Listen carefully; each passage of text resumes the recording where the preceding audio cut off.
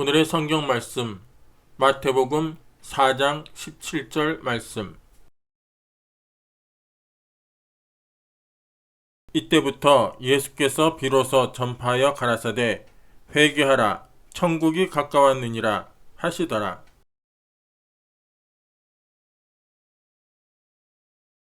저는 여러분과 함께 신앙의 재고 정리라는 제목으로 말씀을 나누고자 합니다. 그 누구든지 한 해가 다 저물어가는 이때가 되면 잘 살아왔든 못 살아왔든 지나온 1년을 뒤돌아보고 자기 마음속에 새로운 삶의 각오를 하게 되는 것입니다. 사업을 하는 사람은 반드시 연말에 1년 사업을 정산해보고 수지결산을 해보는 것입니다. 그리고 재고 정리도 반드시 해야만 하는 것입니다. 이처럼 우리 신앙인들도 한 해를 보내면서 우리 하나님 앞에 양심의 등불을 밝혀놓고 마음을 하나님 앞에 솔직히 열어놓고 1년 동안 나의 신앙생활이 잘 되었는지 못 되었는지를 회개하고 살펴보는 귀한 신앙의 재고 정리가 있어야만 하는 것입니다. 저는 오늘 이 안에 마지막 주일을 보내면서 여러분과 함께 마음문을 활짝 열고 신앙의 재고 정리를 철저히 함께 해보고자 합니다. 첫째로 우리는 1년을 살면서 정말 하나님의 계명을 쫓아서 살았는가, 이 사실을 깊이 생각해 봐야 됩니다. 예수님께서는 요한복음 14장 15절에 너희가 나를 사랑하면 나의 계명을 지키라고 말한 것입니다.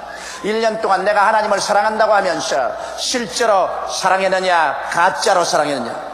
내가 하나님을 사랑했으면 하나님의 계명을 반드시 지켰을 것이라는 것입니다. 예수님께서도 친히 말씀하기를 내가 아버지의 계명을 지키고 아버지 사랑 안에 거하는 것처럼 나의 계명을 지키는 자는 나의 사랑 안에 거하리라고 말씀하신 것입니다.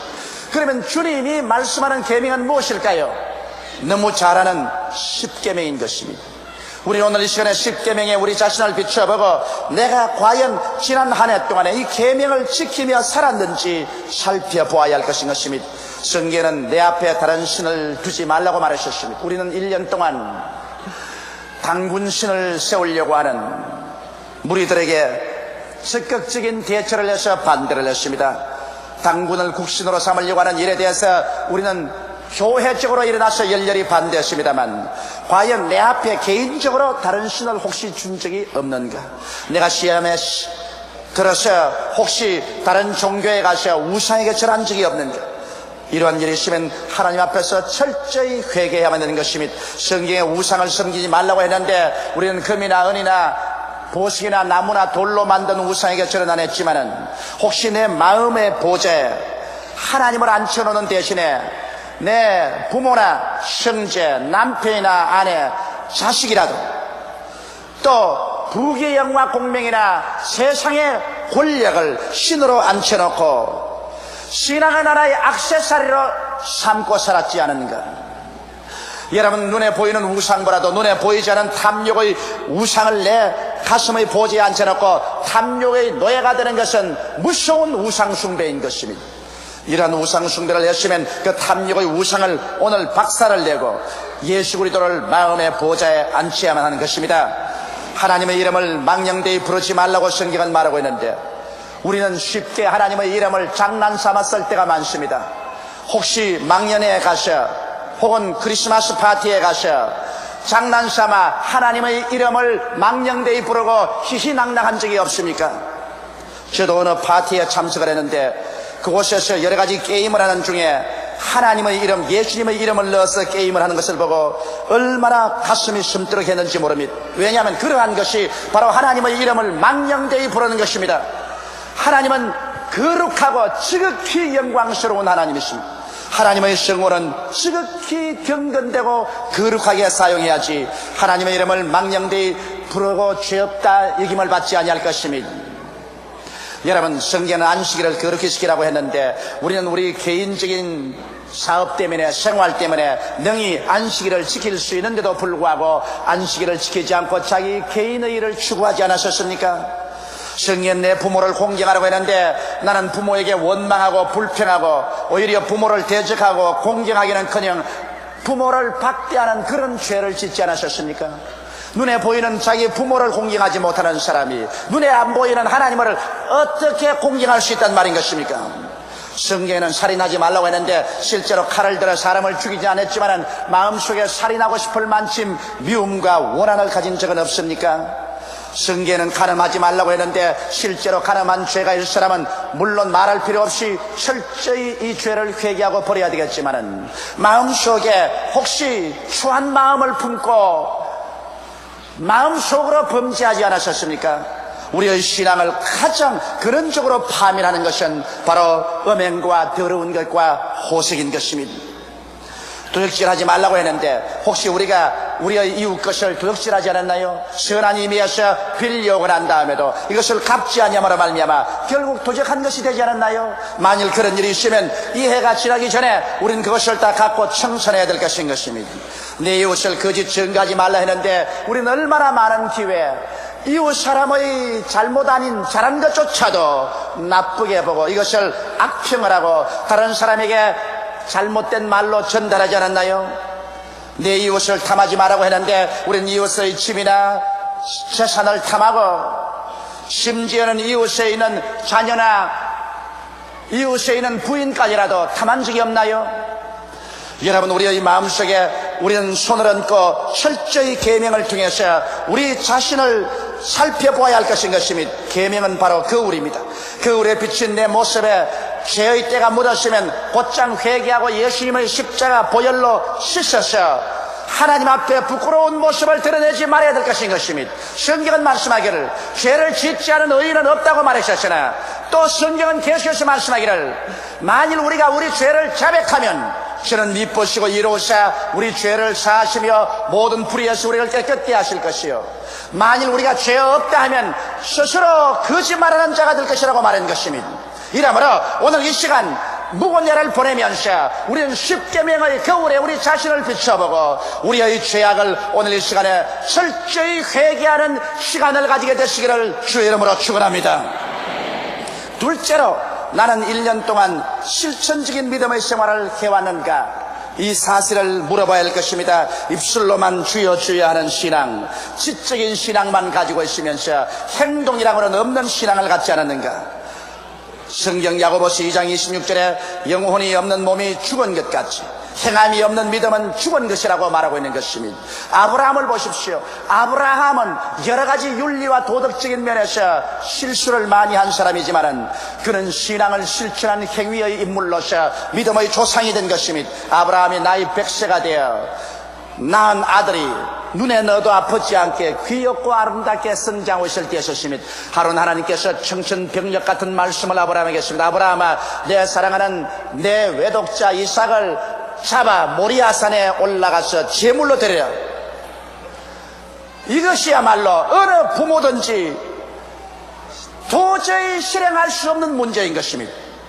아브라함은 하나님의 명령을 받자 그런 자기 아내 사라와 이혼하지 않았었습니다. 사라의 믿음이 약하다면 한사 결단으로 아브라함을 부여잡고 그 일을 못하게 하기 때문에 자기 아내하고도 이혼하지 아니하고 아들하고도 이혼하지 아니하고 이삭과 함께 하나님께 제사 지내러 모리아산으로 가져가 있었습니다.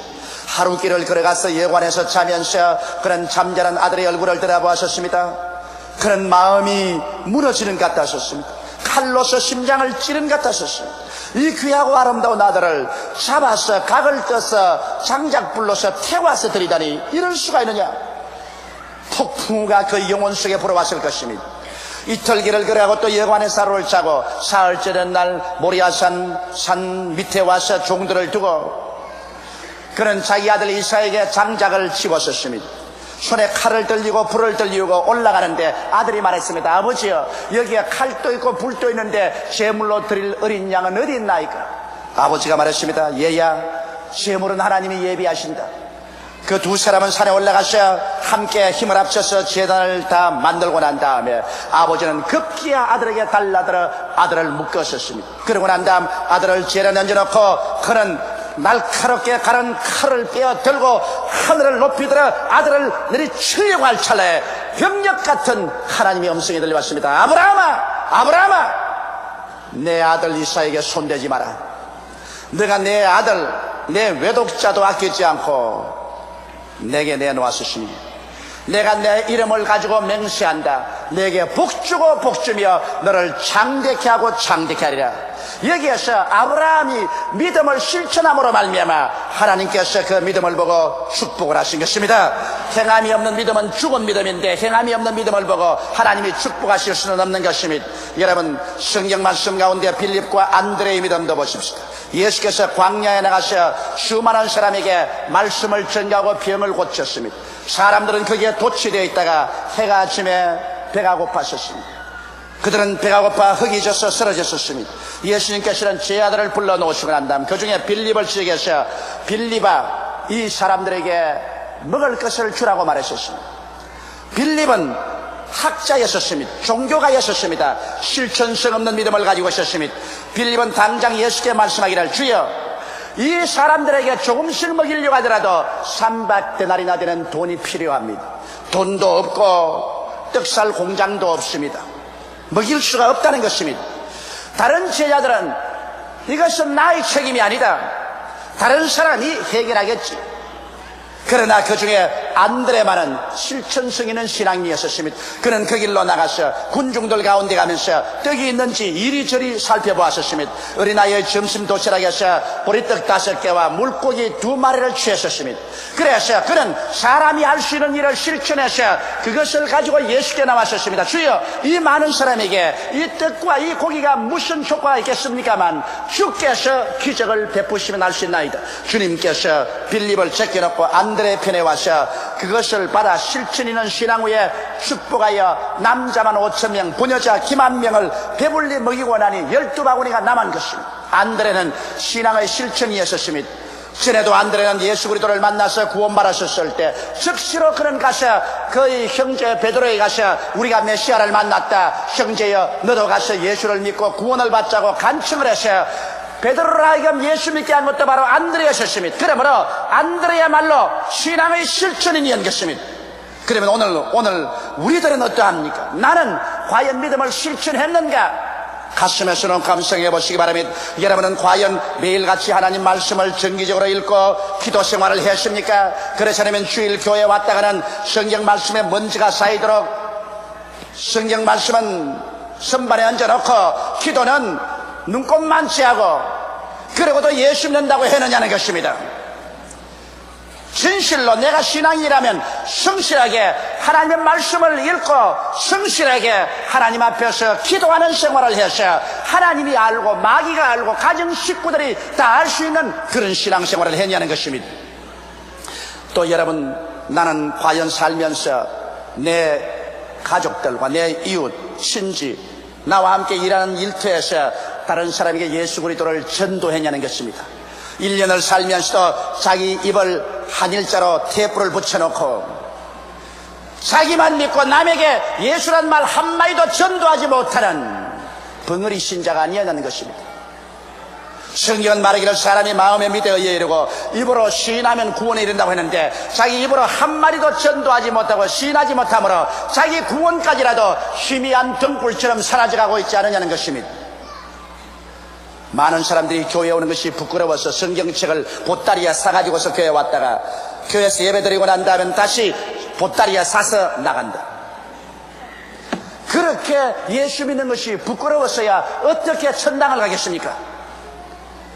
이러므로 여러분, 우리가 1년을 살아가면서 나는 교회에 왔으면 예수 믿는 사람이 되고 교회 밖에 나가면 한 번도 입을 열어 전도하지 않냐는 실천성 없는 신앙을 가지고 있지 않습니까? 이러한 사람이 하나님 앞에 은총과 축복을 달라고 부르실 때 하나님께서 뭐라고 했습니까? 내가 사람 앞에서 나를 시인하면 나도 하나님의 천사 앞에서 너를 시인하겠느니와 내가 사람 앞에서 나를 부인하면 나도 하나님과 천사 앞에서 너를 부인하겠다고 말씀하지 않겠습니까?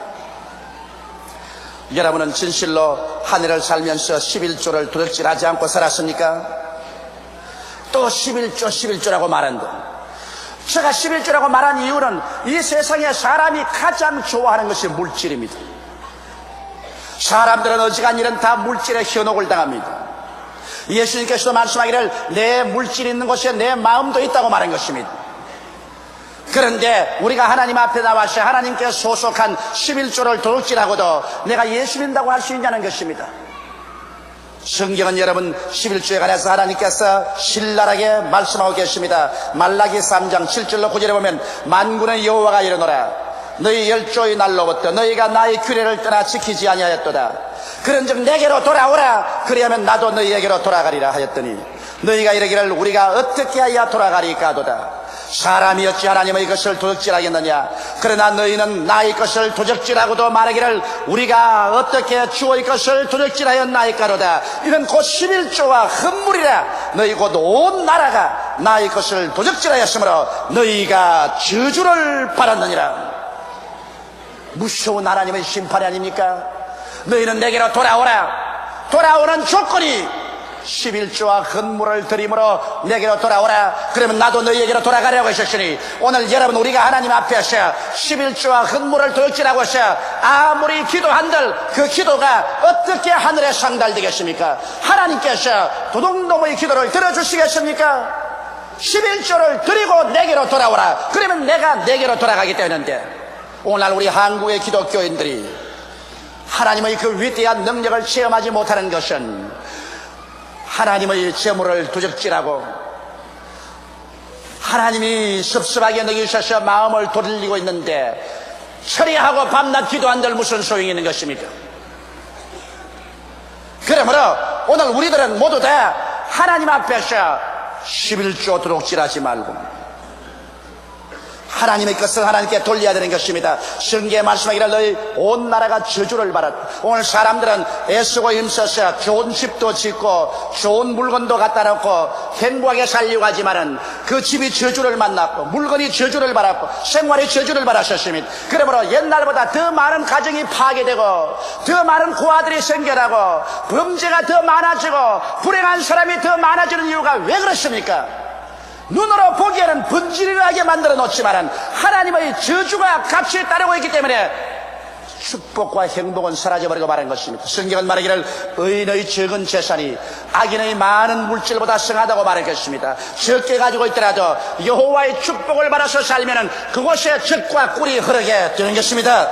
이러므로 우리의 생활에 저주를 제하기 위해서 여러분은 실천적인 신앙으로 하나님께 11조를 드리고 살았습니까? 만일 그렇지 않았다면 여러분은 여러분의 생활 속에 드글드글 붙은 그 저주를 떼버리기 위해서라도 회개하고 새해에는 하나님의 물건을 도둑질하지 말아야 될 것입니다. 셋째로 나는 1년 동안 긍정적인 인생만을 갖고 살았는가 생각해 보시기 바랍니다. 하나님께서는 부정적이고 절망적이며 좌절하고 희망을 잃어버린 사람하고는 절대로 같이 하지 않습니다.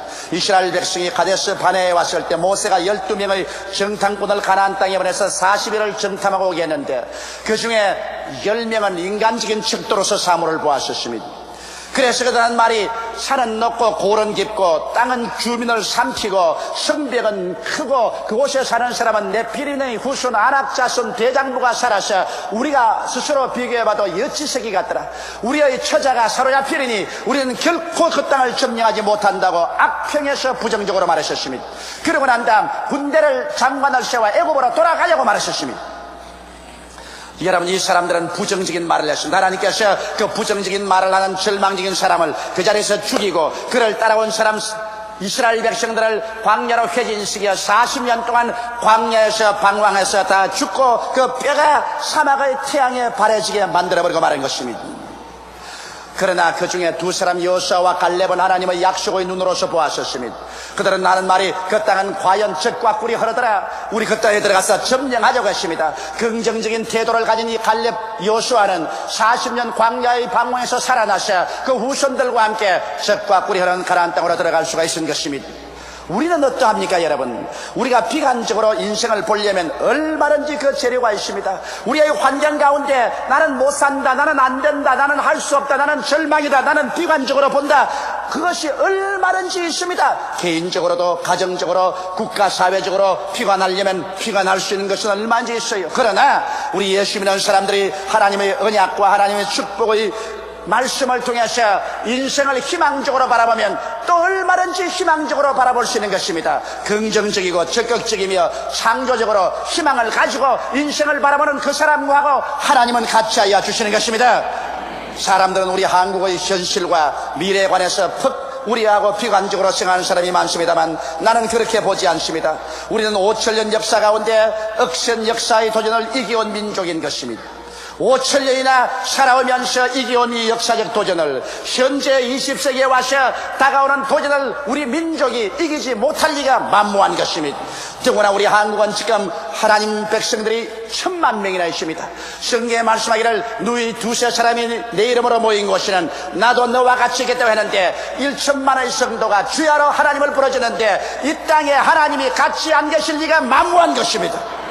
그리고 또 나는 확실한 말은 말세 하나님께서 이 민족을 선택하여 제사장의 국가를 삼아서 아시아의 황금 시절에 온 아시아 전역에 세계 만방에 복음을 전가할 제사장의 국가로 계획하고 있다는 것을 알고 있습니다. 만일 하나님이 우리와 같이 하시면 누가 우리를 대적하리요?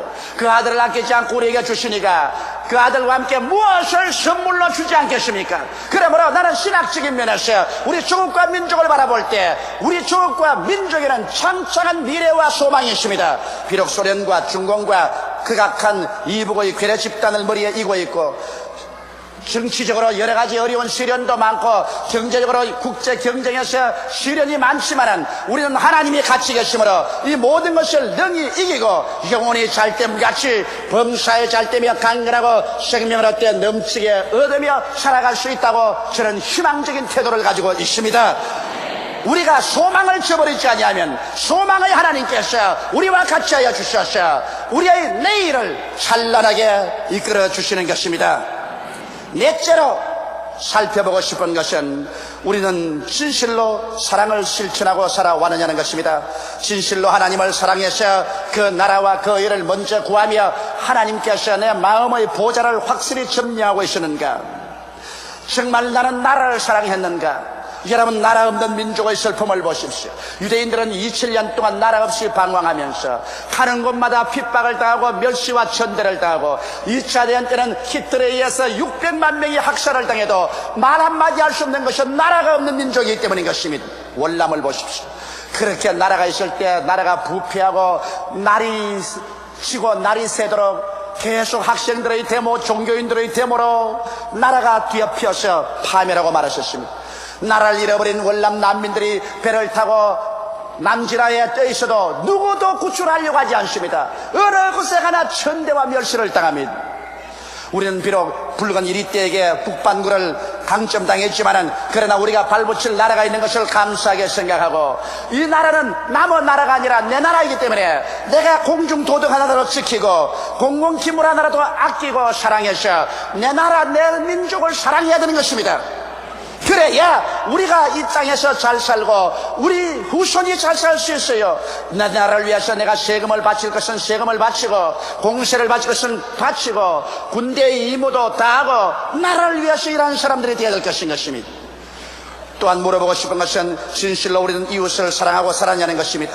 이웃을 사랑한다는 것은 함께 잘 살도록 노력하는 것입니다. 나만 잘 살 것이 아니라 우리 다 함께 잘 살도록 노력하자는 것입니다. 그런데 요새 우리 한국 땅에 보면 비위생적으로 만드는 간장, 농약을 쓴 콩나물 같은 부정식품을 만들어 가지고서 사람들은 죽든 말든 자기만 돈을 벌면 된다는 악덕 상인들이 있습니다. 저는 사형제도를 동의하지 않은 사람 중에 한 사람이지만 나는 부정식품을 만드는 사람은 사형에 처해야 된다고 생각합니다. 썩은 간장을 만들고 농약을 넣어서 콩나물을 만들어서 이를 먹은 사람들이 암이 걸리고 생명이 단축되는데도 남을 희생해서 돈 벌겠다는 악덕스러운 상인들, 부정식품업자는 반드시 근절되고 이런 사람들은 사형에 처해야 된다고 나는 생각을 합니다. 우리는 함께 잘 살아야 돼요. 남을 희생하고 그 희생의 피의 대가로서 자기만 잘 살겠다는 무리를 우리의 집단에서 없애야 되는 것입니다. 이러므로 내 이웃을 내 몸같이 사랑하라고 말씀한 그 계명을 우리는 지키고 살아야 될 것인 것입니다. 또 나아가서 우리는 자연 및 생태계를 사랑해야 하는가 물어봐야 되는 것입니다. 사람은 혼자 살지 못해요. 사람은 나무하고 풀하고 같이 살아야 되고 벌레하고 꽁이나 토끼나 노루하고 같이 살아야 돼요. 여러분, 자연이 왕성할 때 사람도 잘 살게 돼요. 사람이 잘못 살게 되면 자연도 패하고 말아요. 나는 나무를 쉽게 베어서 내팽개치는 사람 보고 분노를 느낍니다. 나무 한 그루 키우려면 적어도 10년 이상, 20년, 30년이 걸립니다. 이렇게 오래 걸릴 나무를 그냥 단숨에 도끼로 찍어서 화목을 만들어버린 이런 나쁜 사람이어야 되는 것입니다. 여러분, 참으로 나라가 흥하려면 자연을 사랑해야 되고 생태계를 사랑해야 돼요.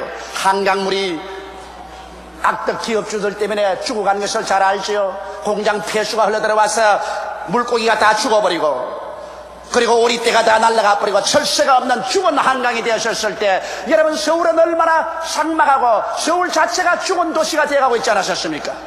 한강 재개발로 말미암아 이제 이와 같은 물들을 정수를 하고 하수도를 처리하고, 그렇게 해서 물고기가 다시 살아나고 철새가 돌아오고 한강물이 살아나면 서울이 다시 살아나는 것입니다. 사람은 여러분 혼자 못 삽니다. 사람은 나무와 풀과 같이 살아야 되고, 사람은 새들과 벌레들과 같이 살아야 돼요. 이것이 자연 속에 우리가 참 행복을 누리는 것입니다. 이러기 때문에 우리들은 자연을 사랑하고 생태계를 정말 사랑해야 됩니다. 서울 시내에 토끼가 뛰어놀아야 되는 것입니다. 서울 시내 길거리에 노루가 가도 안심하고 걸어갈 수 있어야 됩니다. 지금은 토끼나 노루가 가면 어디에서 모가지가 틀릴지 모릅니다. 자연과 생태계가 함께 살 때 비로소 행복한 삶을 살 수가 있어요. 나는 우리 한국에서 개발한다고 하면 브루다지를 가지고 와서 언덕도 물어버리고 나무들도 무너뜨리는데 가슴이 메입니다. 선진국에 가서 여러분 도시 개발하는 거 보면 나무가 있으면 나무를 피해서 집을 짓습니다. 아름다운 언덕이 있으면 언덕을 피해서 집을 지어요. 나무 한 그루, 풀 한 폭이 하나님이 만든 것인데 이걸 사랑하지 않고서 우리가 어떻게 이 땅에서 행복하게 살아갈 수가 있는 것입니까? 이러므로 우리는 자연과 생태계를 사랑하지 못한 죄도 회개하고 새해에는 나무 한 폭이, 풀 한 폭이, 그리고 무해한 동물까지라도 사랑하면서 함께 사는 우리들이 되어야 될 것입니다. 예수님은 회개하라 천국이 가까웠느라고 외치셨습니다. 회개란 자기 잘못을 뉘우쳐버리고 마음을 고쳐먹는 것입니다. 회개하지 않고서 여러분 새로운 삶과 축복이 이루어질 수 없고 천국이 이루어지지 않습니다. 자기 한 사람이 회개하고 하나님 앞에 돌아오면 천국이 그 마음속에 이루어질 것이요, 가정이 회개하고 돌아오면 그 가정에 천국이 이루어질 것이요, 한 사회와 나라가 집단적으로 회개하고 하나님께로 나오면 하나님께서 그 나라에 천국을 허락하여 주실 것입니다. 사주팔자가 좋아서 잘 살게 될 것이다, 무슨 운기를 만나서 잘 살게 될 것이다, 그런 웃기는 소리를 하지 마십시오. 사람이 무엇으로 심든지 그대로 그들이라고 말씀한 것입니다. 회개하고 하나님께 돌아오면 하나님의 축복을 받게 되어서 축복이 올 때 운기도 필요가 하고 사주팔자도 펴지는 것이지, 회개하지 않은데 자연적으로 운수 대통이라 그런 어리석은 미신을 우리는 믿어서는 안 될 것입니다. 그러므로 우리는 이 한 해를 보내면서 이 하나님 말씀을 거울 삼아 우리 마음속에 크게 회개하고 변화를 받고 돌이켜서 새해에는 하나님이 축복을 줄 수 있는 우리 모두 다 그릇이 되기를 예수님 이름으로 축원합니다. 다 같이 고개시켜 기도드리겠습니다. 사랑이 많으시고 거룩하신 우리 아버지 하나님, 우리는 하나님의 계명을 어기고도 뻔뻔스럽게 살았었습니다. 그러고도 필요할 때는 주의 이름을 남보다 더 목청을 더 구워서 불렀었습니다. 나의 계명을 지키는 자라야 나를 사랑하는 자라고 했는데, 그리스도를 사랑한다고 하면서 계명은 어긴 것이 너무나 많았으니 주여 용서하여 주시옵소서.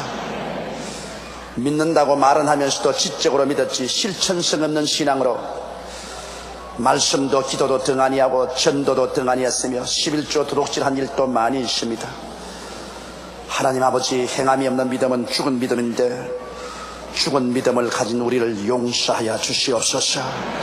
언제나 부정적인 생각을 하고 부정적인 말을 하고 나는 못한다, 안 된다, 할 수 없다고 해서 하나님의 심정을 괴롭힌 죄를 용서하여 주시옵시고, 하나님도 나라도 이웃도 자연도 착실하게 사랑하지 못하고 살아온 우리들을 주여 용서하여 주시옵소서. 세상에 살기 바쁘고 급해서 그렇다고 변명을 하지만은 하나님의 축복이 없이 사니까 그렇게 세상이 살기 힘들고 급하지 않습니까? 그 나라와 그 일을 먼저 구하라. 그리하면 이 모든 것을 내게 더하시라고 해주신 하나님이 계시는데, 아버지, 새해에는 진짜로 믿는 사람들 되게 도와주시옵소서. 하나님과 함께 살게 되게 도와주시옵시고, 하나님의 능력으로 영혼이 잘됨같이 범사에 잘되고 강건하며 생명을 얻되 넘치게 얻어 하나님을 더 뜨겁게 사랑하고 이웃을 내 몸같이 사랑할 수 있는 여유를 가지고 살게 되게 도와주시옵소서. 예수님 이름 받들어 기도하옵나이다. 아멘.